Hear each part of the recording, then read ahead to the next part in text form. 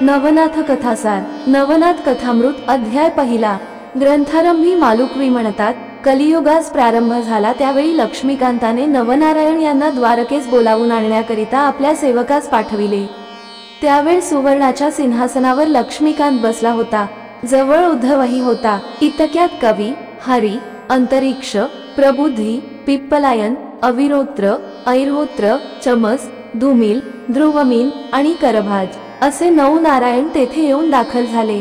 त्यास पाहताच हरीने सिंहासनाखाली येऊन मोठ्या गौरवाने त्यांस आलिंगन देऊन आपल्या सुवर्णाच्या सिंहासनावर बसविले। नंतर त्यांनी षोडशोपचारांनी पूजा केली। तो मोठा समारंभाचा थाट पाहून कोणत्या कारणास्तव आम्हास बोलावून आणले असे नवनारायणांनी हरीस विचारिले। तेव्हा त्याने त्यास सुचविले की आपणा सर्वांना कलियुगात अवतार घ्यावयाचे आहेत। जसे राजहंस एक झुटीने समुद्राच्या उदकात जातात, त्याप्रमाणे आपण सर्व एकदम अवतार घेऊन मृत्यूलोकात प्रगट होऊ। हरीचे असे भाषण ऐकून ते म्हणाले, जनार्दना, आपण आम्हास अवतार घ्यावयास सांगता, पण अवतार घ्यावयाचा तो कोणत्या नावाने हे कळवावे। त्यांचे हे म्हणणे ऐकून द्वारकाधीशाने सांगितले की तुम्ही सर्वांनी अवतार घेऊन संप्रदाय स्थापन करून दीक्षा देऊन उपदेश करीत जावा। तुम्ही कदाचित असे म्हणाल की आम्हासच अवतार घ्यावयास सांगता, असे मनात आणू नका। तुमच्याबरोबर दुसरी खूप मंडळी मृत्यूलोकी अवतार घेणार आहेत। प्रत्यक्ष कवी वाल्मिकी हा तुळसीदास होऊन येईल, शुकमुनी हा कबीर, व्यासमुनी तो जयदेव व माझा अति आवडता जो उद्धव तो नामदेव होईल। जांबुवंत हा नरहरी या नावाने अवतार घेऊन प्रसिद्धीस येईल। माझा भाऊ बलराम हा पुंडलिक होईल। मी सुद्धा तुमच्याबरोबर ज्ञानदेव या नावाने अवतार घेऊन येणार आहे। कैलासपती शंकर हा निवृत्ती होईल। ब्रह्मदेव हा सोपान या नावाने अवतार घेऊन प्रसिद्धीस येईल। आदिमाया ही मुक्ताबाई होईल। हनुमंत हा रामदास होईल। मजशी रममाण होणारी जी कुजा ती जनीदासी या नावाने उघडकीस येईल। मग आपणाकडून होईल तितके आपण कलीमध्ये भक्ती महात्म्य वाढवू। अवतार कोणत्या ठिकाणी व कशा रीतीने घेऊन प्रगट व्हावे ते सविस्तर कळविण्याविषयी नवनारायणांनी पुन्हा विनंती केली। तेव्हा हरीने त्यांस सांगितले की पराशर ऋषीचा पुत्र जो व्यासमुनी त्याने भविष्य पुराणात हे पूर्वीच वर्णन करून ठेविले आहे। पूर्वी ब्रह्मदेवांच्या वीर्यापासून 88,000 ऋषी निर्माण झाले। त्याप्रसंगी वीर्याचा काही भाग ठिकठिकाणी पडला आहे। पैकी थोडासा भाग 3दा यमुनेत पडला। त्या 3 भागापैकी 2 भाग द्रोणात पडले व 1 भाग यमुनेतील पाण्यात पडला। ते वीर्य लागलेच एका मच्छीने गिळले। तिच्या उदरात कवी नारायणाने जन्म घेऊन मच्छिंद्रनाथ या नावाने जगात प्रगट व्हावे। शंकराने तृतीय नेत्रापासून अग्नी काढून जाळून टाकिलेला जो काम तो अग्नीने प्राशन केला आहे। यास्तव अंतरिक्ष नारायणाने त्याच्या जठरी जन्म घेऊन जालंधर नावाने प्रसिद्ध व्हावे। ते अशा रीतीने की कुरुवंशात जनमेजय राजाने नागसत्र केले आहे, त्याच्याच वंशात बृहद्रवा राजा हवन करील, तेव्हा द्विमूर्धन अग्नी गर्भ सांडील। त्या प्रसंगी जालंधराने त्या यज्ञकुंडात प्रगट व्हावे। 88,000 ऋषी झाले तेव्हा ब्रह्मदेवाच्या वीर्याचा काही अंश रेवातीरी सुद्धा पडला आहे। तेथे चमसनारायण याने रेवणसिद्ध या नावाने प्रगट व्हावे। त्याच वीर्यापैकी थोडासा अंश एका सर्पिणीलाही मिळाला होता, तो तिने प्राशन केला। मग जनमेजय राजाच्या सर्पस्त्रात ब्राह्मणांनी साऱ्या सर्पाची आहुती दिली। त्या समयी हिच्या उदरात ब्रह्मबीज आहे असे जाणल्यावरून त्या सर्पिणीला आस्तिक ऋषीने वडाच्या झाडाखाली लपवून ठेविले। पूर्ण दिवस भरल्यानंतर ती अंडे तेथेच टाकून निघून गेली। ते अंडे अजून तेथे होते तसे आहे। त्यात अविरोत्र नारायणाने जन्म घेऊन वटसिद्ध नागनाथ या नावाने प्रसिद्ध व्हावे। मच्छिंद्रनाथ याने सूर्यरथ प्राप्तिस्तव मंत्र म्हणून दिलेले भस्म उकिरड्यावर पडेल। त्यात सूर्य आपले वीर्य सांडील, ते उकिरडामय असेल। त्यात हरिनारायण याने गोरक्ष या नावाने प्रगट व्हावे। दक्षाच्या नगरात त्याची कन्या पार्वती हिला लग्न समारंभ समयी पाहून ब्रह्मदेवाचे वीर्य गळाले। त्या समयी त्यास परम लज्जा उत्पन्न झाली। मग ते वीर्य रगडून चौफेर केले। त्यावेळी ते एके बाजूस 60,000 ठिकाणी झाले। त्याचे 60,000 वालखिल्य ऋषी झाले। दुसऱ्या अंगाचे केराबरोबर भागीरथी नदीमध्ये पडले। ते कुश बेटात गेले, ते अद्यापि तेथे तसेच आहे। यास्तव पिप्पलायन नारायणाने तेथे प्रगट होऊन चरपटीनाथ नावाने प्रसिद्ध व्हावे। भर्तरी या नावाने भिक्षापात्र कैलिक ऋषीने अंगणात ठेविले होते। त्यात सूर्याचे वीर्य अकस्मात पडले, ते त्याने भर्तृहरी तसेच जपून ठेविले आहे। त्यात ध्रुवमीन नारायणाने संचार करून भर्तरी या नावाने अवतीर्ण व्हावे। हिमालयाच्या अरण्यात सरस्वतीचे उद्देशाने ब्रह्मदेवाची वीर्य गळाले, त्यातले थोडेसे जमिनीवर पडले। त्यावरून वाघ चालल्यामुळे त्याच्या पायात राहिले व थोडेसे हत्तीच्या कानात पडले। त्यात प्रबुद्धाने संचार करून कानिफा कानात पडले। त्यात प्रबुद्धाने संचार करून कानिफा या नावाने प्रगट व्हावे। गोरक्षाने चिखलाचा पुतळा केला, त्यात करभंजनाने संचार करावा। अशा रीतीने कोणी कोठे व कसे जन्म घ्यावयाचे याही नवनारायणांना खुलासेवार समजूत करून दिली। मग ते आज्ञा घेऊन तेथून निघाले व मंद्राचलावर गेले। तेथे शुक्राचार्यांच्या समाधीजवळ समाधीस्थ होऊन राहिले। पुढे हे 9 व शुक्राचार्य असे 10 जण निघाले। एके दिवशी शिव पार्वती कैलास पर्वतावर असता तुम्ही जो मंत्र जपत असता त्याचा मला अनुग्रह द्यावा असे पार्वतीने शंकरास म्हटले। हे ऐकून तो तिला म्हणाला, मी तुला त्या मंत्राचा उपदेश करीन, पण यासाठी एकातस्थान पाहिजे। तर चल, आपण ते कोठे आहे त्याचा शोध करू।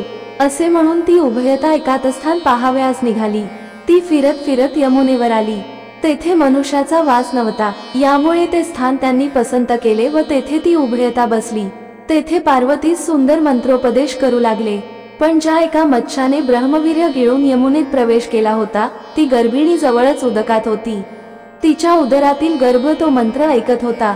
तेणे करून त्यात शुद्ध ज्ञान प्राप्त झाले व द्वैतभाव नाहीसा होऊन तो ब्रह्मरूप झाला। उपदेश संपल्यावर उपदेशाचे सार काय समजलीस म्हणून शंकराने पार्वतीस विचारले। इतक्यात मच्छिंद्रनाथ गर्भातून म्हणाला की सर्व ब्रह्मरूप आहे। हा ध्वनी ऐकून शंकराने तिकडे पाहिले, तेव्हा मच्छीच्या उदरी कविनारायणाने संचार केल्याचे समजले। मग त्यात शंकराने सांगितले की तुला माझा उपदेश ऐकल्याने पुष्कळ लाभ झाला, परंतु हाच उपदेश मी तुला दत्तात्रेयाकडून करवीन। यास्तव तू पुढे बदरिकाश्रमास ये, तेथे मी तुला दर्शन देईन। असे सांगून पार्वतीसह शंकर कैलासास गेले। मच्छिंद्रनाथ मच्छीच्या उदरामध्ये तोच मंत्र जपू लागला। पूर्ण दिवस भरल्यानंतर त्या मच्छीने अंडे नदीतीरी टाकून आपण उदकात निघून गेली। पुढे काही दिवसांनी कित्येक बकपक्षी मासे धरावयास यमुना तटी आले। त्यांनी ते अंडे पाहिले व लागलेच आपल्या तीक्ष्ण चोचींनी फोडिले। तेव्हा त्याची 2 शकले झाली व एका शकलात ते बालक पाहून व त्याच्या कर्कश रडण्याचा शब्द ऐकून ते भिवून पळून गेले। पुढे तो शिंपला कामिक नावाच्या कोळ्याने पाहिला। त्यात सूर्यासारखा दैदिप्यमान बालक पाहून त्याचे अंतःकरण कळवळले आणि कोणीतरी सावज या कोमल बालकास मारील असे त्यास वाटले। इतक्यात आकाशवाणी झाली की हा साक्षात कविनारायणाचा अवतार आहे। या बालकास तू आपल्या घरी घेऊन जा, नीट संरक्षण कर व ह्याचे नाव मच्छिंद्रनाथ असे ठेव।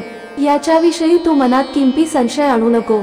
ते ऐकून कोळ्याने त्यास घरी नेऊन आनंदाने आपल्या शारद्धता स्त्रीस दिले व मुलगा आपणाला ईश्वराने दिला म्हणून सांगितले। तिने त्यास घेऊन अति आनंदाने स्तनाशी लाविले। तो पान्हा फुटला, मुलगाही दूध पिऊ लागला। मग मुलास न्हाऊ माखू घालून पाळण्यात निजविले। आधीच त्या उभयतांना मूल व्हावे म्हणून आशा सुटली होती, तशात अवचित पुत्ररत्न हाती आल्याने त्यांस अनुपम आनंद झाला। मच्छिंद्रनाथाचे वय 5 वर्षाचे झाल्यावर एके दिवशी त्यास समागम घेऊन त्याचा बाप कामिक मासे मारण्यासाठी यमुनेवर गेला। तेथे त्याने मासे मारण्यासाठी जाळे पसरिले आणि पुष्कळ मासे त्यात आल्यावर ते बाहेर मच्छिंद्रनाथाजवळ आणून ठेवून पुन्हा जाळे घेऊन तो पाण्यात गेला। ते बापाचे कृत्य पाहून आपल्या मातृकुळाचा नाश करावयास हा उद्युक्त झाला आहे असे मच्छिंद्रनाथाच्या मनात आले। तसेच आपण असता बाप हे कर्म करीत आहे हे स्वस्थ बसून पाहणे चांगले नाही व आस्तिक ऋषीने सर्व प्रकारे उपकार करू जनमेजय राजाच्या सर्पस्त्रात नागकुळाचे जसे रक्षण केले त्याचप्रमाणे आपण कसेही करून याचा हा उद्योग बंद केला पाहिजे असे मच्छिंद्रनाथाने मनात आणले। मग तो एक मासा उदकात टाकू लागला। ते पाहून त्याच्या बापास इतका राग आला की तो लागलाच पाण्याबाहेर आला आणि त्यास बऱ्याच चपराका मारून म्हणाला, मी मेहनत करून मासे धरून आणतो व तू ते पुन्हा पाण्यात सोडून देतोस, तर मग खाशील काय? भीक मागाव्याची असेल अशा लक्षणांनी। असे बोलून तो पुन्हा उदकात शिराला। त्या माराच्या तिरीमिरी समसे मच्छिंद्रनाथास फार दुःख होऊन भिक्षेचे अन्न पवित्र असते व तेच आता आपण खावे असा विचार करून व बाप पाण्यात शिरलासे पाहून त्याची दृष्टी चुकवून मच्छिंद्रनाथ तेथून निघाला व फिरत फिरत बदरिकाश्रमास गेला। तेथे त्याने 12 वर्षे तपश्चर्या केली। ती इतकी कठीण की त्याच्या हाडांचा सांगाडा मात्र राहिला। इकडे श्री दत्तात्रेयाची स्वारी शिवालयात गेली व शंकराची स्तुती करतात शंकराने प्रसन्न होऊन प्रत्यक्ष भेट देऊन आलिंगन दिले व जवळच बसवले। नंतर उभयतांनी एकमेकांस नवल वर्तमान विचारले। तेव्हा बदरिकाश्रमाचे अत्यंत रमणीय अरण्य पाहण्याची दत्तात्रेयाने आपली इच्छा असल्याचे शंकरास कळवले। मग त्यास बरोबर घेऊन शंकर अरण्यात गेला। त्याच समयी मच्छिंद्रनाथाचा उदयकाल होण्याचे दिवस आल्याकारणाने तो योगायोग घडून येण्यासाठीच दत्ताचरण्य पाहण्याची वासना होऊन त्यास शंकराचा रुकारही मिळाला। ते उभयता बदरिकावनातील शोभा पाहून आनंद पावले। ओम चैतन्य गोरक्षनाथाय नमः। नवनाथ कथासार नवनाथ कथामृत अध्याय दुसरा। मच्छिंद्रनाथास दत्तात्रेय व शंकराचे दर्शन, देवीचा उपदेश, सूर्यापासून वरप्राप्ती, ब्राह्मण स्त्रीस भस्मदान। शंकर व दत्तात्रेय वनात निघाले व वनशोभा पाहत पाहत ते भागीरथीच्या तीराने जात होते। तो त्यांची नजर मच्छिंद्रनाथाकडे गेली। त्याची स्थिती पाहून या कलीमध्ये दृढनिश्चयाने कडकडीत तप करण्याच्या त्याच्या वृत्ताबद्दल त्यांना विस्मय वाटला। मग आपण तेथे एक ठिकाणी उभे राहून शंकराने दत्तात्रेयास मच्छिंद्रनाथाकडे विचारपूस करण्यासाठी पाठविले। मग दत्तात्रेय मच्छिंद्राजवळ जाऊन उभा राहिला व कोणत्या इच्छेस्तव आपण येथे तप करीत आहात वगैरे खुलासा विचारू लागला। तेव्हा मच्छिंद्रनाथाने डोळे उघडून दत्तात्रेयाकडे पाहिले। मग मान हलवून नमन करून म्हटले, महाराज, आज मला येथे 12 वर्षे झाली, पण अजपावे तो मी या अरण्यात कोणीच मनुष्य पाहिला नसता आपण आज एकाएकी मला विचारित आहात, त्याअर्थी आपण कोण आहात हे प्रथम मला कळवावे व ज्याअर्थी आपले दर्शन झाले आहे त्याअर्थी आपण आता माझी मनोकामना पूर्ण करून जावे। ते ऐकून दत्तात्रेय सांगू लागला, मी अत्री ऋषीचा पुत्र आहे, मला दत्तात्रेय असे म्हणतात। आता तुझी इच्छा काय आहे ती मला सांग। हे ऐकून आज आपली तपश्चर्या फळास येऊन केल्या कर्माचे सार्थक झाले असे मानून व सर्व नेमधर्म सोडून मच्छिंद्राने दत्ताच्या पायांवर मस्तक ठेविले। त्यास प्रेमाचा पाझर सुटल्याने नेत्रांतून एकसारखे पाणी वाहू लागले, तेणेकरून दत्ताचे पाय धुतले गेले। नंतर तो दत्तात्रेयास म्हणाला, महाराज, आपण साक्षात भगवान आहात। शंकर, विष्णू व ब्रह्मदेव या तिघांचे रूप एकवटून आपण अवतरला आहात, असे असता माझा विसर तुम्हास पडला तरी कसा? आता माझे सर्व अपराध पोटात घालून माझा अंगीकार करावा, असे बोलून पुन्हा पुन्हा पाया पडू लागला।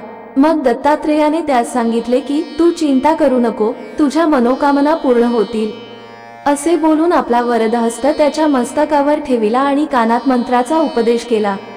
तेणेकरून मच्छिंद्रनाथाचे अज्ञान तत्काळ निघून गेले व तत्क्षणीच सर्व चराचर ब्रह्ममय दिसू लागले। मग शंकर व विष्णू कोठे आहेत ते मला सांग, असे दत्तात्रेयाने त्यास विचारल्यावर त्याने उत्तर दिले की ईश्वरा वाचून मला दुसरे काही दिसत नाही, सर्व ठिकाणी ईश्वराची व्याप्ती आहे। हे त्याचे भाषण ऐकून व एक भावना झालेली पाहून दत्तात्रेय त्याचा हात धरून त्यास घेऊन जाऊ लागला। मग हा पूर्वीचा कविनारायण असे जाणून शंकराने मच्छिंद्रनाथास पोटाशी धरिले आणि त्याचकडून सकल सिद्धींचा अभ्यास करविण्याची दत्तात्रेयास सूचना केली। मग दत्तात्रेयाने त्यास सर्व विद्यांचा मंत्रोपदेश केला आणि कानफाड्यांचा संप्रदाय नाथ संप्रदाय निर्माण करून दत्तात्रेय व शंकर निघून गेले। मग मच्छिंद्रनाथही तीर्थयात्रा करावयास निघाला। मच्छिंद्रनाथ तीर्थयात्रा करीत करीत सप्तशृंगीस गेला। तेथे त्याने भक्तिपूर्वक अंबेचे दर्शन घेतले व स्तुती केली। त्या समयी साबरी विद्या आपणास पूर्ण अवगत होऊन त्यावर कविता करावी असे त्याच्या मनात येऊन गेले। या कवित्वाच्या योगाने लोकांना पुष्कळ फायदा होईल अशी त्याची कल्पना होती, परंतु दैवत अनुकूल झाल्या वाचून कार्यसिद्धी व्हावयाची नाही अशीही त्याच्या मनात शंका आली। मग त्याने अंबेसन्नीत 7 दिवसपर्यंत अनुष्ठान केले। तेव्हा अंबा प्रसन्न झाली व कोणता हेतू मनात धरून तू हे अनुष्ठान करीत आहेस ते मला सांग, असे म्हणाली। त्याने सांगितले की मातोश्री, साबरी विद्येवर कवित्व करावयाचे माझ्या मनात आले आहे, तरी माझा हेतू पूर्ण होण्यासाठी मला उपाय सांगावा। मच्छिंद्रनाथाचा असा मनोदय जाणून तुझे मनोरथ पूर्ण होतील, असा देवीने त्यास आशीर्वाद दिला। मग त्याच्या हातात हात घालून ती त्यास मार्तंड पर्वतावर घेऊन गेली। तेथे एक मोठा वृक्ष होता। तेथे मंत्रोक्त हवन केल्यावर वृक्ष सुवर्णासारखा देदीप्यमान असा त्यास दिसू लागला। तसेच झाडांच्या फांद्यावर नाना दैवते बसली आहेत असेही त्यास दिसू लागले। असा चमत्कार अंबिकेने त्यास दाखविला। ती सर्व दैवते मच्छिंद्रनाथाकडे पाहत होती, पण बोलत चालत नव्हती। नंतर अंबेने त्यास सांगितले की तू आता येथून ब्रह्मगिरीच्या जवळच अंजन पर्वत आहे, त्यावर महाकालीचे स्थान आहे, तेथे जाऊन भगवतीला नमस्कार कर। तेथून दक्षिणेकडे नदीवर जा, तेथे उदकाने भरलेली श्वेतकुंडे दिसतील, त्यातील शुक्लवेल तोडून एक एक कुंडात टाक। ती कुंडे 100 आहेत, पण ज्या ज्या कुंडात तो वेल सजीव दिसेल त्यात स्नान करून उदक प्राशन कर। त्या योगाने तुला मूर्छना होऊ लागल्यास 12 आदित्य स्मरून जप करावा, म्हणजे पुढचा मार्ग दिसेल। नंतर काचेच्या कुपीत तेथील उदक घेऊन 12 आदित्यांचे नामस्मरण करीत वृक्षास घालावे, म्हणजे सर्व दैवते प्रसन्न होऊन वरदान देतील. हा कार्यभाग एका खेपेस न झाला तर 6 महिनेपर्यंत अशाच खेपा घालून करावा. दर खेपेस एक दैवत प्रसन्न होईल, असे सांगून देवी आपल्या स्थानी गेली. पुढे मच्छिंद्रनाथ अंजन पर्वतावर गेला. तेथे त्याने महाकाळीचे दर्शन घेतले. शुक्लवेल घेऊन कुंडे पाहावयास लागला. इतक्यात देवीने सांगितल्याप्रमाणे 100 कुंडे त्याच्या पाहण्यात आली. त्यात त्याने शुक्लवेल टाकीला. पुन्हा परत येऊन पाहू लागला. तो आदित्य नामक कुंडात टाकलेल्या वेलास पाने आलेली दिसली. मग त्याने त्यात स्नान केले व उदक प्राशन करीताच त्यास मूर्छना आली. म्हणून त्याने देवीच्या सांगण्याप्रमाणे 12 आदित्यांच्या नामस्मरणाचा जप चालविला. इतक्यात सूर्याने त्याच्याजवळ जाऊन कृपादृष्टीने पाहून त्यास सावध केले आणि मस्तकावर हात ठेवून तुझे सकल मनोरथ पूर्ण होतील म्हणून वर दिला. सूर्याने वरदान दिल्यानंतर मच्छिंद्रनाथ काचेची कुपी पाण्याने भरून घेऊन मार्तंड पर्वतावर गेला व त्या मोठ्या अश्वत्थ वृक्षाच्या पाया पडला. सूर्याचे स्मरण करून ते उदक घालताच तेथे सूर्य प्रसन्न झाला आणि काय हेतू आहे म्हणून विचारले. तेव्हा त्याने सांगितले की कविता करावी असे माझ्या मनात आहे, तर त्वा सहाय्यभूत होऊन मंत्रविद्या सफळ करावी. मग सूर्य त्याचे हेतू पूर्ण होण्यासाठी त्यास सर्वस्वी सहाय्यभूत झाला. याप्रमाणे मच्छिंद्रनाथाने 7 महिने ये जा करून सारी दैवते प्रसन्न करून घेतली आणि साबरी विद्येचा एक स्वतंत्र ग्रंथ रचून तयार केला. मच्छिंद्रनाथ तीर्थयात्रा करीत फिरत असता बंगाल्यात चंद्रगिरी गावास गेला. तेथे सुराज म्हणून एक ब्राह्मण होता. त्याच गावात सर्वोपदयाळ या नावाचा एक वसिष्ठगोत्री गौड ब्राह्मण राहत असे. तो मोठा कर्मठ होता. त्याच्या स्त्रीचे नाव सरस्वती. ती अति रूपवती असून सद्गुणी असे, पण पुत्रसंतती नसल्या कारणाने नेहमी दिलगीर असे. त्या घरी मच्छिंद्रनाथ भिक्षेकरिता गेला. त्याने अंगणात उभे राहून अलखत शब्द केला आणि भिक्षा मागितली. तेव्हा सरस्वती बाहेर आली. तिने त्यास आसनावर बसविले आणि भिक्षा घातली.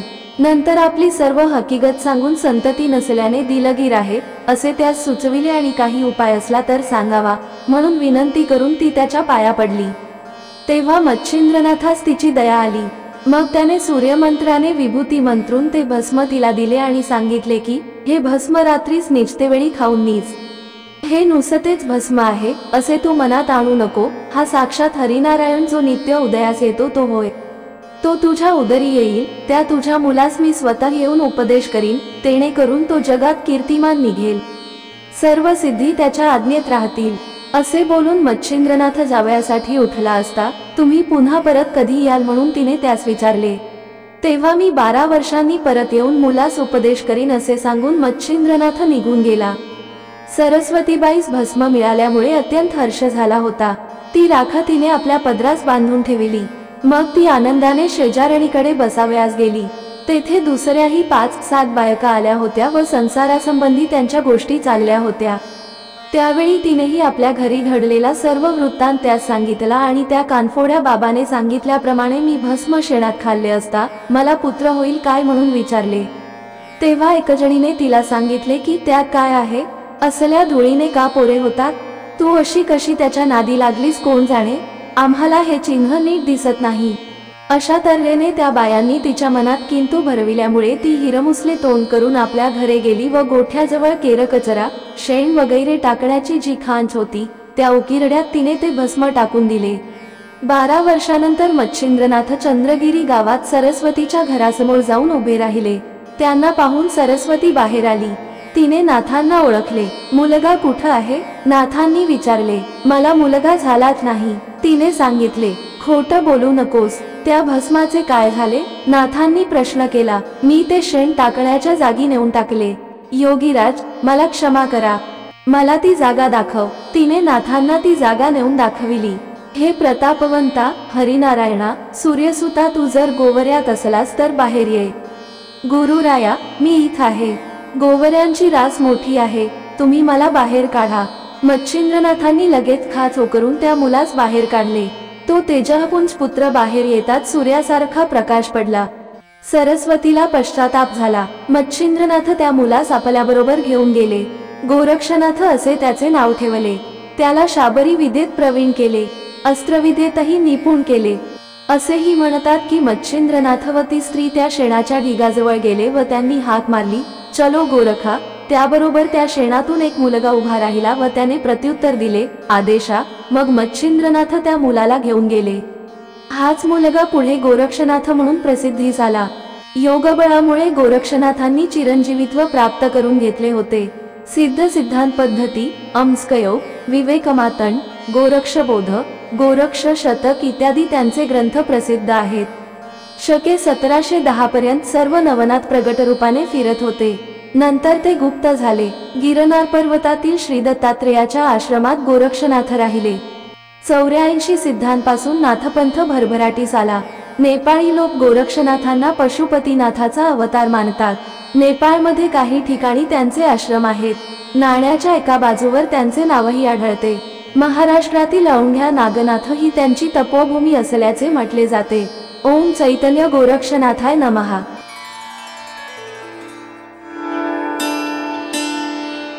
नवनाथ कथासार, नवनाथ कथामृत. अध्याय 3. मारुती व मच्छिंद्रनाथ याची भेट. मच्छिंद्रनाथाचे स्त्री राज्याकडे गमन. मच्छिंद्रनाथ पूर्वेकडच्या जगन्नाथादी तीर्थयात्रा करून सेतुबंध रामेश्वरास गेला. तेथे मारुती स्नान करून बसणार तोच पाऊस पडू लागल्यामुळे तो आपणास राहावयाकरिता दरडी उकरून गुहा करू लागला. हे मारुतीचे कृत्य पाहून मच्छिंद्रनाथास विस्मय वाटला. त्याने मारुतीला म्हटले की, मर्कटा, तू अगदीच मूर्ख आहेस. शरीराच्या संरक्षणाकरिता तू आता सोय करीत आहेस. अरे, पाऊस एकसारखा सपाटून पडत आहे. आता तुझे घर केव्हा तयार होईल? घरास आग लागल्यानंतर विहीर खणावयास लागावे, तद्वत पाऊस पडत असता तू आता घराची तजवीज करतोस हे काय? असे मारुतीला मच्छिंद्रनाथाने म्हटल्यानंतर, तू असा चतुर दिसतोस, तू कोण आहेस? म्हणून मारुतीने मच्छिंद्रनाथास विचारिले. तेव्हा मी जती आहे व मला मच्छिंद्र म्हणतात, असे त्याने उत्तर दिले. त्यावर तुला जती असे लोक कोणत्या अर्थाने म्हणतात, असे मारुतीने मच्छिंद्रास विचारिले. तेव्हा माझा शक्ती प्रताप पाहून लोक मला जती म्हणतात, असे त्याने उत्तर दिले. त्यावेळेस मारुती म्हणाला, आजपर्यंत आम्ही एक हनुमंत जती आहे असे ऐकत होतो. असे असता तुम्ही एक नवीनच जती एकाएकी उत्पन्न झालात. पण आता ते कसेही असो, मी काही दिवस मारुतीच्या शेजारी होतो. यास्तव त्याच्या कलेचा 1000वा हिस्सा माझ्या अंगी महान प्रयासाने आला आहे. तो मी या समयी तुला दाखवितो. त्याचे निवारण कसे करावे ते तू मला दाखव, नाही तर जती हे नाव तू टाकून दे. याप्रमाणे मारुतीने मच्छिंद्रनाथास किंचित लावून म्हटल्यानंतर त्याने उत्तर दिले की, तू मला कोणती कला दाखवित आहेस ती दाखव, तिचे निवारण श्री गुरुनाथ करील. हे ऐकून मारुतीस अत्यंत राग आला. मग तो लागलीच उड्डाण करून एकीकडे गेला आणि विशाल रूप धरून त्याने मच्छिंद्रनाथास न कळू देता अचानक त्याच्या अंगावर 7 पर्वत उचलून फेकले. ते आकाश मार्गाने ढगांप्रमाणे येत आहेत हे मच्छिंद्रनाथाच्या लक्षात येऊन, स्थिर स्थिर असे त्याने वातप्रेरक मंत्र शक्तीच्या योगाने ते पर्वत जागच्या जागी अटकवून ठेवले. पुढे मारुती एकावर एक असे शेकडो पर्वत नाथावर टाकीतच होता. पण त्याने त्या एकाच मंत्राच्या शक्तीने ते सर्व पर्वत तेथल्या तेथेच खिळवून टाकिले. हे पाहून मारुती रागाने प्रलयकाळच्या अग्निप्रमाणे भडकून गेला व एक मोठा पर्वत उचलून तो मस्तकावर घेऊन तो फेकून देण्याच्या बेतात आहे. तोच मच्छिंद्रनाथाने पाहिले. मग नाथाने समुद्राचे पाणी घेऊन वायू आकर्षण मंत्र म्हणून जोराने ते मारुतीच्या अंगावर शिंपडले आणि त्याला तेथल्या तेथेच जसाच्या तसा खिळवून टाकिला. त्यावेळी त्याचे चलनवलन बंद झाले. मारुतीने वर हात करून मस्तकावर पर्वत धरून ठेविला होता तो तसाच राहिला. ते पाहून वायूने आपल्या पुत्रास मारुतीस पोटाशी धरिले. नंतर त्यास या संकटातून सोडविण्याकरिता वायूने मच्छिंद्रनाथास विनंती केली. ती नाथाने मान्य करून पुन्हा उदक मंत्रून शिंपडले. तेणेकरून पर्वत जेथल्या तेथे गेला व मारुतीही पूर्वस्थितीवर आला. नंतर मारुतीने जवळ जाऊन धन्य धन्य म्हणून नाथास शाबासकी दिली. इतक्यात वायूने मारुतीला म्हटले की, बाबा मारुती, तुझे या सिद्धापुढे काही चालावयाचे नाही. याने तुला व मला बांधून टाकून अगदी दुर्बल करून टाकिले. याची शक्ती अघटित आहे. तू कदाचित मला असे म्हणशील की, तुम्ही आपल्या तोंडाने त्याच्या मंत्राच्या सामर्थ्याची प्रौढी वर्णन करून दाखविता, तर माझी शक्ती ईश्वराच्या हातात आहे आणि याने आपल्या भक्तीच्या जोराने सकल दैवते आपली ताबेदार करून टाकिली आहेत. नंतर मच्छिंद्रनाथ वायूच्या व मारुतीच्या पाया पडला आणि आपणाशी सख्यत्वाने वागण्याकरिता त्याने त्यांची प्रार्थना केली. तेव्हा ते दोघे नाथास प्रसन्न चित्ताने म्हणाले की, तुझ्या कार्याकरिता आम्ही उभयता झटून तुला सर्व प्रकारे सहाय्य करू व पाहिजे तसे करून तुला सुख देऊ. असे प्रफुल्लित मनाने बोलून, आता आपण जती आहो असे तू खुशाल सांगत जा, असे मारुतीने वरदान दिले।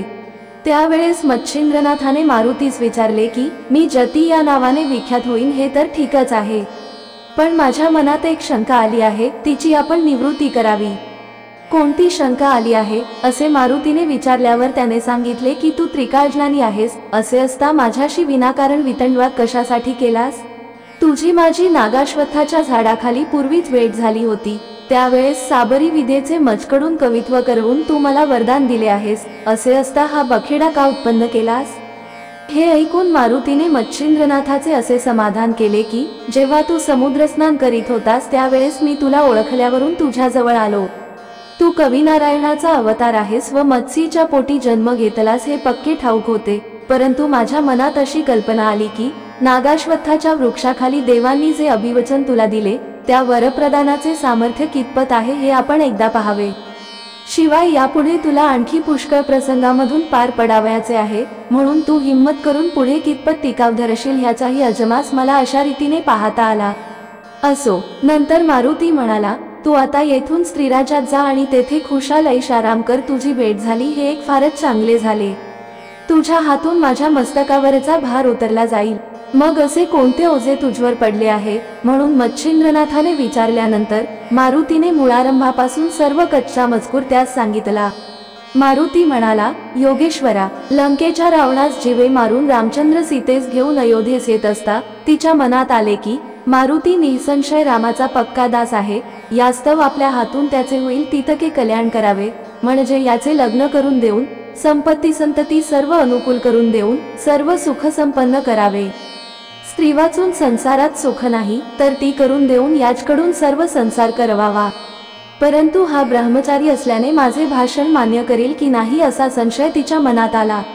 मग तिने मला गृहस्थाश्रमी करण्याकरिता व मला वचनात गोवून टाकण्यासाठी आपल्याजवळ बोलाविले व ममतेने माझ्या तोंडावरून हात फिरविला। नंतर सीतामाता मला म्हणाली, बा मारुती, तू तिन्ही लोकांमध्ये धन्य आहेस।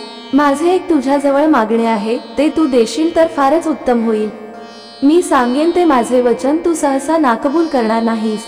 अशा प्रकारचे सीतेचे भाषण ऐकून मला संतोष वाटला। मग कोणते काम आहे असे मी तिला विचारिले, परंतु मी आपले वचन दिल्या वाचून ती आपला हेतू मला कळविना। असे पाहून मी तिला वचन देऊन तिची आज्ञा मान्य करण्याचे मनापासून कबूल केले। तेव्हा मी लग्न करून गृहस्थाश्रम पत्करावा आणि संसार करून सुख भोगावे असा भाव दाखवून तसे करण्याविषयी तिने मला भारी भीड घातली। तेव्हा मी महत् संकटात पडलो व खिन्नवदन होऊन उगीच बसून राहिलो। तेव्हा तिने रागाने मजकडे पाहिले व मला सांगितले की तू अगदी दिलगीर होऊ नको। स्त्रीराज्यातल्या सर्व स्त्रिया तुझ्याच आहेत, परंतु यातील मख्खी अशी आहे की तुला व मला 4 चौघडीस जन्म घ्यावयाचा असतो। मी व रामाने 99 वेळा घेतला, तूही 99वा मारुती आहेस व त्याप्रमाणे लंकाधीशही 99वा होय। त्यास मारून आल्यानंतर तुला स्त्रीराज्यात जावे लागेल। तो योग आता घडून आला, यास्तव समयास अनुसरून वाग। याप्रमाणे रामचंद्राने मला सांगितल्यानंतर मी स्त्रीराज्यात गेलो। त्यावेळी त्या ठिकाणी मैनाकिनी नावाची राणी राज्य करीत होती। पृथ्वीच्या अन्य भागावर मनुष्य, पशु, पक्षी आदी करून सर्व स्त्री पुरुष एके ठिकाणी आनंदाने रममाण होतात असे तिच्या ऐकिवात आले होते। ही कल्पना मनात उद्भवताच तिच्या अंगाची लाही लाही होऊन गेली। मग प्रत्यक्ष मारुतीचा संग घडावा म्हणून ती अनुष्ठान करू लागली। आपल्या शरीराचे मांस तोडून तिने अग्निकुंडात माझ्या नावाने आहुती दिल्या। असे अनुष्ठान तिने 12 वर्षपर्यंत केले। त्यामुळे तिच्या अंगावरचे सारे मांस संपले, तरीही तिचा निश्चय ढळेना। असे पाहून मी तिला प्रसन्न झालो। त्यावेळी ती माझ्या पाया होऊन मनोरथ पूर्ण करण्याकरिता विनंती करू लागली। तेव्हा तुझा कोणता हेतू आहे म्हणून मी तिला विचारिले। तेव्हा ती मला म्हणाली की मारुती, तुझ्या भुभुकारापासून येथील सर्व स्त्रिया गर्भिणी राहतात, यास्तव तू येथील स्त्रियांचा प्राणनाथ ठरतोस।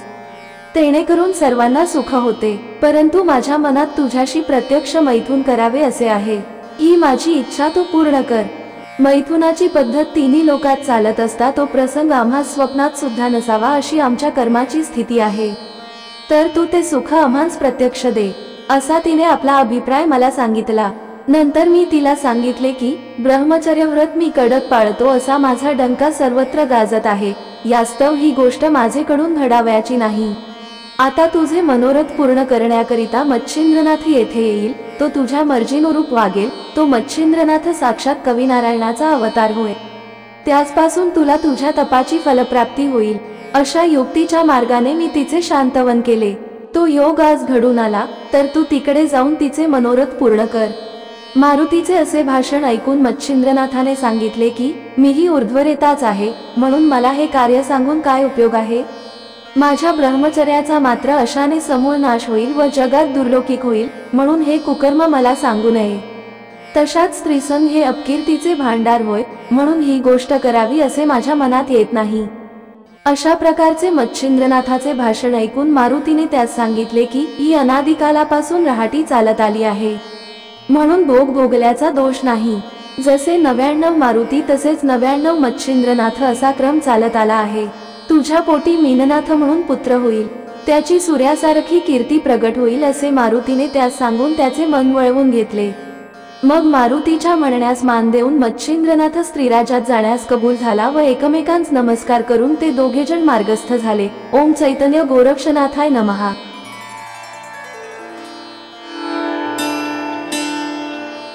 नवनाथ कथासार, नवनाथ कथामृत। अध्याय 4। देवीच्या भैरवांची व दासींची फजिती, देवीचे दर्शन। मच्छिंद्रनाथाने सेतुबंध रामेश्वरास मारुतीशी सख्यत्व केल्यानंतर तो हिंगळादेवीच्या दर्शनास जावयास निघाला। ती ज्वालामुखी भगवती महाप्रदीप्त आदिशक्ती होय। जेव्हा मच्छिंद्रनाथ देवीच्या प्रचंड दरवाजाशी पोचला, तेव्हा दरवाजावर महाप्रबळ अष्टभैरव उभे होते। त्यांनी मच्छिंद्रनाथास पाहताच ओळखिले व साबरी मंत्राने नागपत्र अश्वत्थाच्या झाडाखाली नाथाने सर्व देव अनुकूल करून त्यांच्यापासून वरदाने मागून घेतली आहेत। तो ह्याचा कार्यभाग कितपत सिद्धीस गेला आहे याची प्रचिती पाहण्याचे त्याच्या मनात आले, म्हणून ते भैरव आपली रूपे पालटून संन्यासी बनले आणि दाराशी उभे राहिल्यावर तुम्ही कोठे जात वगैरे मच्छिंद्रनाथास ते विचारू लागले। तेव्हा त्याने सांगितले की देवीचे दर्शन घ्यावयाचे माझ्या मनात आहे, म्हणून मी आज जात आहे। असे सांगून मच्छिंद्राने त्यांस विचारले की तुम्ही संन्यासी आहात, तुमची मर्जी आज जावयाची आहे की काय। त्यावर ते म्हणाले, आम्ही येथले द्वारपाळ आहोत। येथे दाराशी उभे राहून जे कोणी देवीच्या दर्शनास येतात त्यांच्या पापपुण्याची चौकशी करून मग जो पुण्यवान व मनापासून दर्शनाची इच्छा करणारा असेल त्यास आम्ही आज जाऊ देतो। यास्तव तुझ्या पापपुण्याचा आम्हास झाडा देऊन मग तू आज जावे। कोणी विषयविलासाचे दुष्कृत्य जर लपवून ठेविले तर आत प्रवेश करते वेळेस तो मध्येच दारात अडकतो, कारण त्यावेळेस दार अतिशय अरुंद होते। मग खोटे बोलून अडकला आहे असे पाहताच आम्ही त्यास मागे ओढून शिक्षा करीतो। याकरिता तुमच्या हातून जी जी कर्मई झाली असतील ती सर्व सांगून येथे झडती द्यावी व मग दर्शनास जावे। अष्टभैरवांचे असे भाषण ऐकून घेऊन मच्छिंद्रनाथ म्हणाला, मी पापपुण्य काही एक जाणत नाही। मजकडून आजपर्यंत जी जी कर्मई घडली ती सारी ईश्वराप्रित्यर्थ केली आहेत, तशात आम्ही पापपुण्यापासून अलिप्त आहोत। हे भाषण ऐकून ते संन्यासरूपी अष्टभैरव चकित झाले व म्हणाले, जन्मास आल्यानंतर तू केलेली कामे छपून ठेवलीस तर येथे तुझा निभाव लागावयाचा नाही, मार खाऊन परत जावे लागेल। याकरिता काही वाईट असेल ते सांगून आज जावे, म्हणजे अंबाबाई कृपा करील व तुला दर्शन देईल।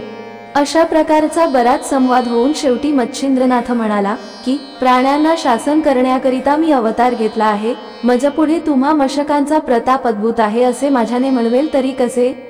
हे ऐकून अष्टभैरवास राग आला व ते त्रिशूळ, फरस, गांडीव, तरवारी, अंकुश, बर्ची, गदा, भाले, कुऱ्हाडी अशी तीव्र शस्त्रे घेऊन युद्ध करण्यास सिद्ध झाले। मच्छिंद्रनाथाने जय जय श्री दत्त गुरुराज म्हणत हातात भस्म घेतले आणि मंत्रून म्हटले की मित्रा वरुणी देवा, माझ्या कार्यासाठी तयार रहा। अग्निनी, वरुणी, अग्नी, वायू, इंद्रादी देव, गण, गंधर्व आदी करून सर्वांनी कार्यामध्ये सहाय्य करण्यासाठी तयार राहावे। तुम्हा सर्वांना मी नमस्कार करीतो।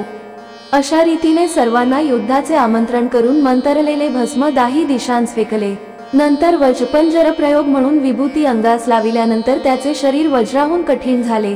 नंतर मच्छिंद्रनाथाने भैरवास सांगितले की तुम्ही आता आळस करून विलंब करू नका, युद्ध करण्यास तयार व्हा, न कराल तर तुम्हास मातापित्यांची शपथ आहे। ते ऐकून अष्टभैरवांनी रागाने तीव्र शस्त्रे सोडली, परंतु मच्छिंद्रनाथाने त्यास जुमानिले नाही। ती त्यास गवताच्या काड्यांप्रमाणे वाटली, परंतु त्या योगाने तिन्ही लोकात थरकाप होऊन गेला। त्यावेळी वासवशक्ती सोडण्यात आली, तिच्या आवाजाने ब्रह्मांड दणाणून गेले।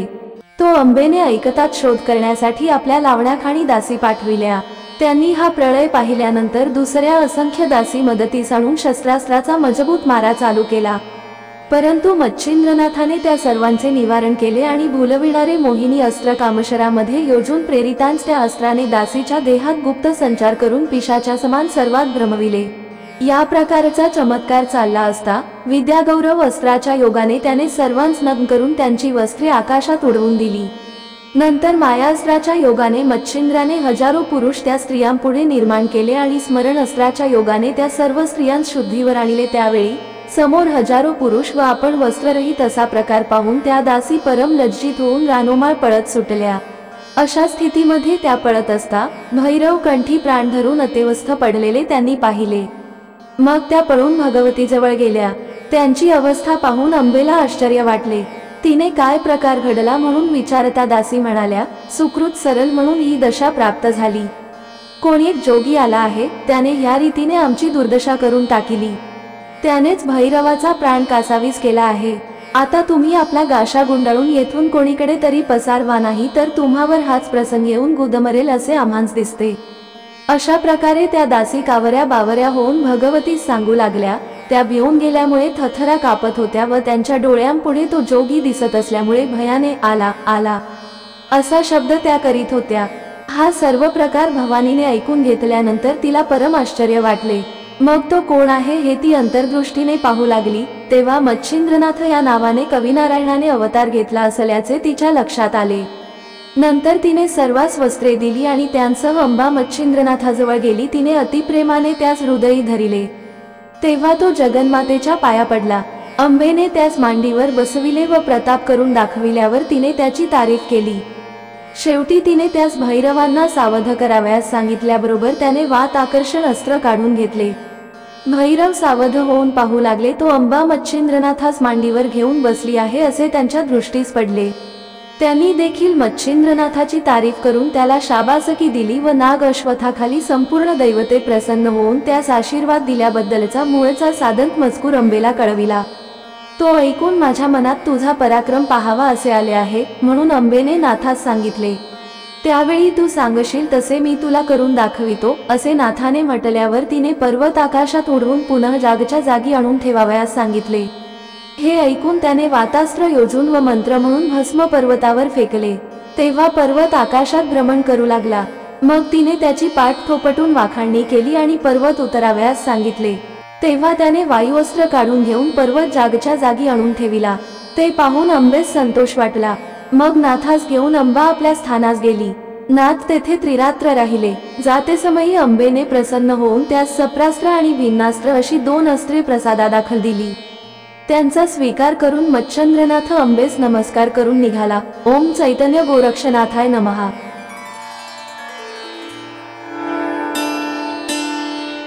नवनाथ कथासार, नवनाथ कथामृत, अध्याय 5वा। मच्छिंद्राकडून वेताळाचा पराभव व त्यास सांगितलेल्या अटी। मच्छिंद्रनाथाने हिंगळादेवीचे दर्शन घेतल्यानंतर तो तेथून जो निघाला तो बारामला नामक अरण्यात गेला व तेथे एका गावात मुक्कामास राहिला।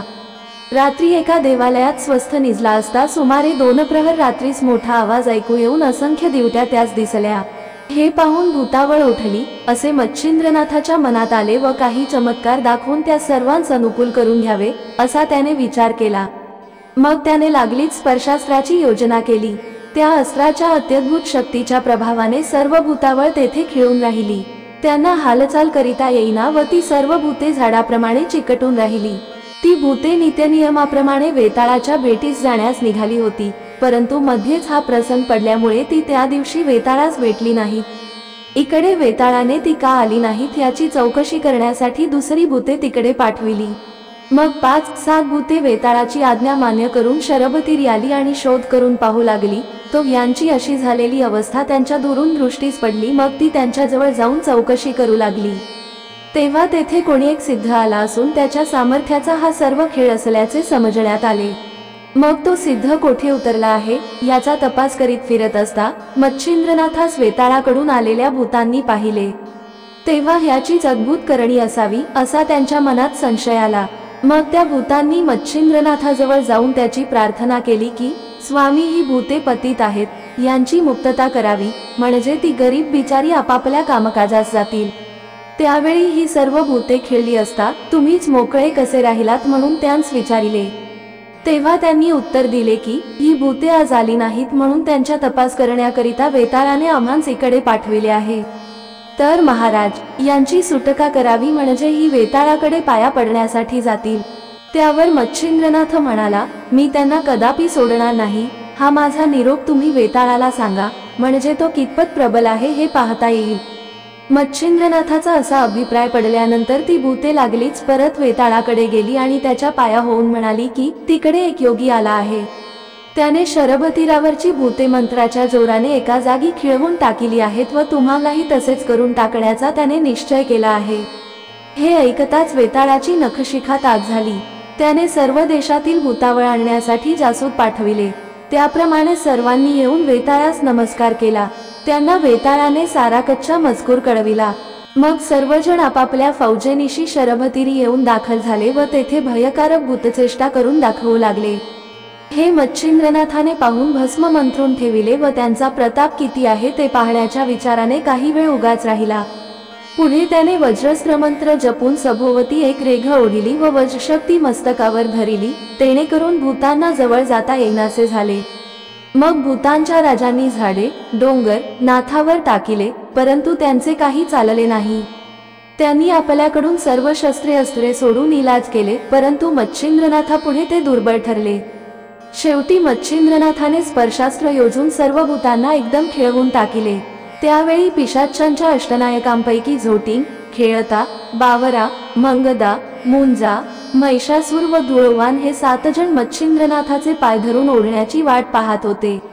पण तितक्यात नाथाने चपळाईने वज्रास्त्र सिद्ध करून ते सर्व दिशांकडे संरक्षणासाठी ठेविले व दानवास्त्र सिद्ध करून मृदू, कुम्मक, मरु, मलिमल, मुचकुंद, त्रिपुर, बळजेठी हे 7 दानव निर्माण केले। मग 7 दानव व 7 भूतनायक यांची झोंबी लागली।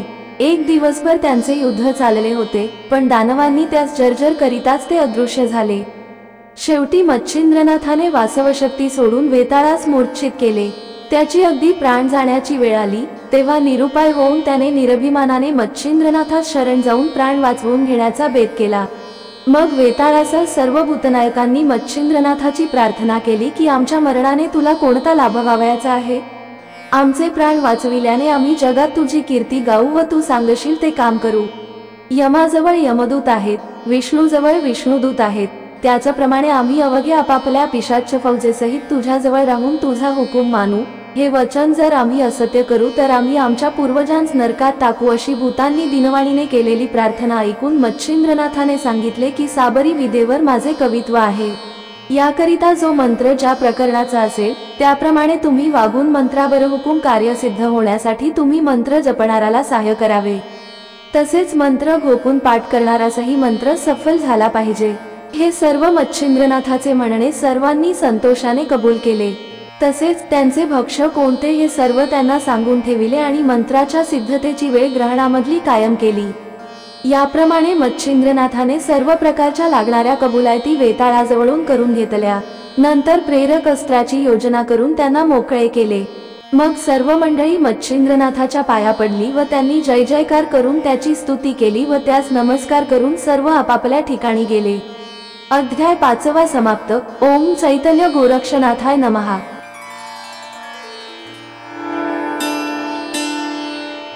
नवनाथ कथासार, नवनाथ कथामृत। अध्याय 6। मच्छिंद्रनाथास कालिकास्त्राची प्राप्ती। बारामलार पवित्र स्थानी मच्छिंद्रनाथाने अष्टभैरवादिकांची खात्री करून देवीचा प्रसाद मिळविला। कुमारदैवत तीर्थ करून कोकणात कुडाळ प्रांतात अडूळ गावात येऊन राहिला। त्या गावाबाहेर महाकालिका दैवत आहे, त्या देवताच्या दर्शनाकरिता मच्छिंद्रनाथ गेला। ते कालिका दैवत अति खडतर असून शंकराच्या हातातल्या कालिकास्त्राची तेथे स्थापना केलेली आहे। त्या अस्त्राने पुष्कळ दैत्यांचा प्राण घेतला, म्हणून शंकर प्रसन्न होऊन त्या अस्त्ररूपी कालिकेस वरप्रदान देण्यास तयार झाले। तेव्हा तिने वर मागून घेतला की आजपर्यंत मला सांगितलेली सर्व कामे मी केली, आता मला येथे विश्रांती घेऊ द्यावी। मग तिच्या मर्जीप्रमाणे शंकराने अंबेची त्या ठिकाणी स्थापना केली। त्या दैवताच्या दर्शनास्तव मच्छिंद्रनाथ देवालयात गेला व त्याने देवीचे दर्शन घेतले आणि प्रार्थना केली की, मातोश्री, मी मंत्रकाव्य केले आहे, त्यास तुझे सहाय्य असावे आणि माझ्या हातात राहून माझी कवित्व विद्या गौरवून वरदान देऊन तू उदयास आणावी. अशा प्रकारची मच्छिंद्रनाथाने केलेली प्रार्थना ऐकून देवी संतप्त झाली. अगोदर त्या अस्त्रास देवीस श्रम झाले होतेच, तशात ते मच्छिंद्रनाथाचे भाषण ऐकून अग्नीत तूप पडल्यासारखे होऊन तिला अत्यंत राग आला व ती त्यास म्हणाली की, अरे नष्टा, पतिता, मला फार श्रम झाले आहेत, असे असता मला आणखी दुःख देऊ पाहतोस? तू कवित्व विद्या निर्माण करून माझ्याजवळ वरप्रदान मागत आहेस, पण तेणे करून मला तू विघ्न करावयास आला आहेस. हे निवांत स्थान पाहून मी येथे येऊन राहिले, असे असता दुरात्म्या, मला त्रास देण्यास आला आहेस, तर आता माझ्या डोळ्यासमोर उभा न राहता चालता हो, नाही तर तुला शिक्षा करीन. अरे, शंकराच्या हातातील अस्त्र, ते मी तुझ्या हातात येऊन राहीन की काय? अरे, मला बोलाविण्यासाठी तुझ्या मनात शंका तरी कशी आली नाही? आता तू येथून निमूटपणे चालता हो, नाही तर व्यर्थ प्राणास मुकशील. हे भाषण ऐकून मच्छिंद्रनाथाने देवीस म्हटले की, मी प्राणास मुकेन ही गोष्ट तू स्वप्नात सुद्धा आणू नको. अगे, सूर्यबिंब अगदी लहान दिसते, परंतु ते त्रिभुवन प्रकाशित करीते, त्याप्रमाणे मी माझा प्रताप दाखवून तुला क्षणात वश करून घेतो पहा. तेथे अंबा म्हणाली, भ्रष्टा, तू कान फाडून हातात कंकण घालून व कपाळात शेंदूर लावून येथे येऊन मला भिववीत आहेस, पण मी या तुझ्या धमकावणीला भिणार नाही. अरे, तुझी उत्पत्ती मला ठाऊक आहे. अरे, बोलून चालून तुझा बाप कोळी, तू मासे मारून निर्वाह करावयाचा, ते सोडून का दिलेस? तुला दरिद्राला ही अस्त्रविद्या कशाला पाहिजे? तुला वाटत असेल की मी थोर प्रताप दाखवून भूतावळ वश केली तशी ही देवी करून घेईन, पण मी तशापैकी नव्हे, हे तू पक्के समज. मी विशस्त्र आहे, किंचित वाकडी नजर करीन तर सारे ब्रह्मांड पालथे घालून लोळवून टाकीन. तेथे तू आपला कसचा दिमाख दाखवितोस? तेव्हा मच्छिंद्रनाथ म्हणाला, देवी, मी सांगतो ते ऐक. बळी वामनाला मशकासमान समजत होता, परंतु त्यालाच परिणामी पाताळलोक पाहावा लागला. हे भाषण ऐकून देवीस अतिशय राग आला. ती त्यास म्हणाली, तुझमध्ये कोणता प्रताप आहे तो मला आताच दाखव. तेव्हा मच्छिंद्रनाथ म्हणाला की, तू शंकराच्या हातामध्ये राहून मोठमोठाले पराक्रम केल्याचा दिमाख मला दाखवित आहेस, तर तो तुझा प्रताप तू मला आता दाखव. याप्रमाणे मच्छिंद्रनाथाचे भाषण ऐकून भद्रकाली सिंहासारखी आरोळी मारून आकाशात प्रगट झाली. इतक्यात भयंकर शब्द होऊ लागला की, जोगड्या, आता आपला प्राण वाचीव. तू आपल्या गुरुचे स्मरण कर, कारण वज्रास्त्राने जसा पर्वताचा चुराडा होतो तसा तुझ्यामुळे पृथ्वीचा होईल. अरे, ही कालिका आज पृथ्वी सपाट करून टाकण्यास तयार झाली आहे. आता तुझा निभाव कसा लागेल? अशी बरीच धमकावणीची भाषणं मच्छिंद्रनाथाने ऐकून घेतल्यानंतर तो तिला म्हणाला, तू पाहिजे तसे बोललीस तरी तुझ्यापासून माझे काही वाकडे व्हावयाचे नाही. असे म्हणून त्याने भस्म हातात घेतले व वासवशक्ती मंत्र जपून ते भस्म आकाशात फेकून दिले. तेव्हा ती दैदिप्यमान वासवशक्ती तत्काळ प्रगट झाली. सूर्याच्या हातचे वासवास्त्र आणि शंकराच्या हातचे भद्रकाली किंवा कालिकास्त्र या उभयतांचे युद्ध सुरू झाले. दोन्ही अस्त्रांची झोंबी लागून ती एकमेकांवर प्रहार करीत होती. झगडता झगडता शेवटी कालिकेने वासवशक्तीचा पाडाव केला आणि मोठ्या आवेशाने ती मच्छिंद्रनाथावर चालली. हे नाथाच्या लक्षात येताच त्याने पुन्हा भस्म घेऊन एकादश रुद्र मंत्रयोग सिद्ध करून फेकताच एकादश रुद्र प्रगट झाले. ते भयंकर व अनिवार्य प्रलय करणारे प्रगट होताच कालिकेचे तेज फिक्के पडले. तिने सर्वांस नमस्कार करून भक्तिपूर्वक स्तुती केली, तेव्हा ते सौम्य झाले. असे पाहून मच्छिंद्रनाथाने वज्रास्त्र, धूम्रास्त्र ही सोडिली, परंतु त्यांचे काहीच वर्चस्व होईना. कारण कालिकेने धूम्रास्त्र गिळून टाकिले व वज्रास्त्र शैलाद्री पर्वतावर आपटले. तेणे करून तो पर्वत फुटून गेला. याप्रमाणे दोन्ही अस्त्राची पडती पाहून मच्छिंद्रनाथाने पुनः वाताकर्षणास्त्राची योजना केली. त्या वातास्त्राची मक्खी त्यास पक्की साधून गेली होती. दत्तात्रेयाच्या कृपाप्रसादाने मच्छिंद्रनाथास वाताकर्षणास्त्राचा मोठा लाभ झाला होता. ते अस्त्र सिद्ध करून प्रेरितास त्याने कालिकादेवीवर प्रवेश केला, तेव्हा देहाचे चलनवलन बंद होऊ लागले. इतक्यात देवी विकल होऊन गगनामधून जमिनीवर धाडकन आदळली व बेशुद्ध होऊन पडली. ते पाहून देवदानवांना सुद्धा मोठा विस्मय वाटला. कालिकेचे प्राण जाऊ लागले, तेव्हा तिने शंकराचे स्मरण केले. हा प्रकार कैलासात शंकराच्या कानावर गेला व हा सर्व खेळ मच्छिंद्रनाथाचा आहे तसे त्याच्या ध्यानात आले. मग नंदीवर बसून शंकर लगेच त्या ठिकाणी गेले. शंकरास पाहून मच्छिंद्रनाथाने त्यांच्या पायांवर मस्तक ठेविले। मग शंकराने त्यास दाही हातांनी पोटानी धरून कडकडून वेळ दिली व प्रताप दाखवून अस्त्र जिंकल्याबद्दल त्याची प्रशंसा केली। तेव्हा नाथाने शंकरास सांगितले की बदरिकाश्रमास तुम्ही प्रसन्न होऊन दत्तात्रेयाकडून मला मंत्र अस्त्रविद्यादी सर्व शिकविले, तो हा सर्व तुमच्या कृपेचा प्रताप होय। त्यावर शंकराने म्हटले, तूर्त ते असो, तू प्रथम कालिका देवीस सावध कर। तेव्हा नाथ म्हणाला, तुम्ही आपला वरदहस्त माझ्या मस्तकावर ठेवा। असे ऐकून तुला कोणती इच्छा आहे म्हणून शंकराने त्यास विचारिल्यावर त्याने मागणे मागितले की जशी शुक्राचार्याने संजीवनी विद्या कचास दिली त्याचप्रमाणे साबरी विद्येचे तू मजकडून कवित्व करविलेस, तसा वर देऊन मला कालिकास्त्र द्यावे व तुझ्या हाती राहून कालिकेने जशी असंख्य कार्ये केली तशीच तिने माझ्या हातात राहून करावी व पुढेही मंत्रकार्यात तिने उपयोगी पडावे। असे जर मला वरदान द्याल तर मी निरंतर समाधान वृत्तीने राहीन। तेव्हा शंकराने सांगितले की तू कालिकेस जीवदान देऊन उठव, तिला मी सर्वस्वी तुझ्या स्वाधीन करीतो व मी देखील तुला सर्व प्रकारे अनुकूल आहे। असे वचन मिळताच मच्छिंद्रनाथ शंकराच्या पाया पडला। मग वातास्त्र मंत्र म्हणून भस्म फेकून वाताकर्षण अस्त्र काढून घेतले। तेव्हा देवी सावध होऊन उठून बसली व इकडे तिकडे पाहू लागली। तो शंकरास तिने पाहिले, मग ती झटकन येऊन त्यांच्या पाया पडली व प्रसंगी कैवार घेऊन प्राण वाचविले वगैरे बोलून तिने त्याची स्तुती केली। मग शंकराने तिला सांगितले की माझे एक तुझ्यापाशी मागणे आहे, तेवढे तू यावेळेस कृपा करून मला दे। तेव्हा कोणता हेतू आहे म्हणून देवीने शंकरास विचारल्यावर त्याने सांगितले की माझ्या हातात तू बहुत दिवस राहिलीस, पण आता तू जगाच्या उपकारार्थ मच्छिंद्रनाथास सहाय्य व्हावे, हे माझे मागणे तू कृपा करून कबूल कर। हे ऐकून तिला हसू आले। ती म्हणाली, मी तुमच्या पायाची दासी आहे, असे असता आर्जव केल्यासारखे करून माझ्याजवळ दान मागता हे काय? मला तुमची आज्ञा प्रणाम आहे, जिकडे पाठवाल तिकडे मी जाईन। मग तिने मच्छिंद्रनाथास बोलाविले। तो येताच देवीने त्यास आलिंगन दिले व मी सर्वस्वी तुला सहाय्य आहे असे वचन देऊन त्याचे तिने समाधान केले। मच्छिंद्रनाथ व शंकर यांना देवीने 3 रात्री तेथे ठेवून घेतले। चौथ्या दिवसी विचारून शंकर कैलासास व मच्छिंद्रनाथ गदातीर्थी हरेश्वरस गेला। अध्याय 6 समाप्त। ओम चैतन्य गोरक्षनाथाय नमः। ओम श्री नवनाथाय नमः।